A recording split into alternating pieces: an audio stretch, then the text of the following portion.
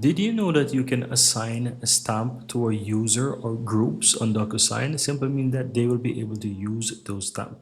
So to do that, click an admin on the top here.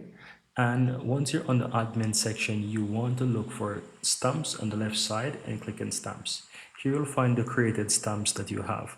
Now click on action and here you'll find users and groups. Click on it and here you can assign users. So I'm going to click on assign user and I'm the only person on this account right now. So if I click on myself, I can go ahead and click on assign and I'm going to assign myself as a user for that stamp. And as you can see, if I have more people, I can even assign them. So you can assign individual users or you can go to groups and you can assign a group as well.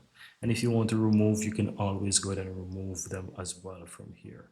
And that's it, guys. Very easy and very simple. So that's how you can easily assign users to a stamp on DocuSign. Very easy and very simple.